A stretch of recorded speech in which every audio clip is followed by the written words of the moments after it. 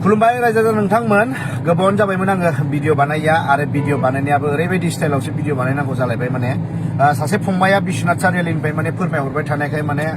थानो हायासैलाय माने उफाय गैयैयाव दा भिडिअ बानायनांगौ बाध्य जादों मानो होनोब्ला माने गोमानानै दं मानसि नङा होमबा सासे आइजोआ माने गोमानानै दङलाय जे गोबावानो जाबाय होननानै फोरमायदों माने जानुवारि मासावनो खारदों होननानै फोरमायदों आरो बेजों लोगोसे उन्दै गथ' 3 बोसोरनि उन्दै गथ' दङमोन दा उन्दै बे 3 बोसोरनि गथ'आ दा बिफाजों दङ आलाय सिलाय जानानै दं दा न'खरा खावलायबाय थादों माने जेरैखि जाया फैफिननांगौ सनालि कलारी ना मा टाइटेल इयो कलारी होननानै सनालि कलारी जाहैदों कलारी मा टाइटेल आं मिथिया इखौ कलारी टाइटेला जिखुनु जाया दा आङो फट' होनानै होगोन बिनि किसुमान मोननै मोनथामसो आं किसुमान फट' होनानै होगोन नोंथांमोनहा हाजासे शेयार खालाम मानो होनोबा नुबाय बायाब्लाबो शेयार खालाम मानो होनोब्ला जेरैखि जाया मानसिखौ मोननो हानाय बायदि नङा होमबा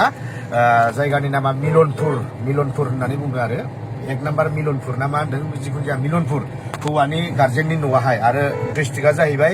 बिश्वनाथ सारियालि दा बेजों लोगोसे दा गथ'नि थाखाय जोबोद माने दुखुआव दङ होननानै फोरमायदों मानो होनोबा गाइखेर जानाय गथ' 3 बोसोरनि गथ' बेनिखायनो गार्जेना माने ब्रा बुंबाय थानायाव माने उपाय गैया बानायनांगौ जादों दायो आं बेखौनो बुंगोन रायजो राजा नोंथांमोन जे नोंथांमोनहा मानसिखौ नुवाखैब्लाबो खेबसे शेयार खालामनानै होलां मानोना जे नोंथांमोननि शेयार खालामनायजोंनो जुदि बोरैबाफोर जुदि नैबे आइजो गोमानानै थानायखौ मोनबाय बायोब्ला बे 3 बोसोरनि जे आलाय सिलाय जानानै थानाय गथ' जे गाइखेर जानानै थानाय गथ' नैबे गथ'नि थाखाय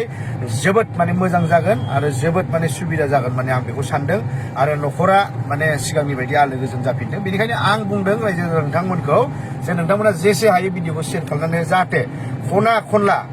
बबेयाव थाखोमाया माने नुनाय बायदि आरो जेराव नुदों इनफरमेसन हो आंनो आंनि कन्टेक्ट नाम्बाराहाय आंनाव थाखायो नैबे डिसप्लेआवनो आंनि कन्टेक्ट नाम्बारखौबो आं होनानै होखागोन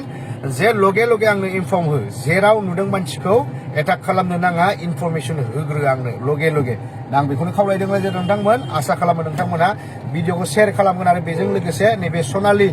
कलारी होननाय आइजोखौहाय नागिरनायाव मदद होगोन होननानै आङो मिजिंथिदों बाय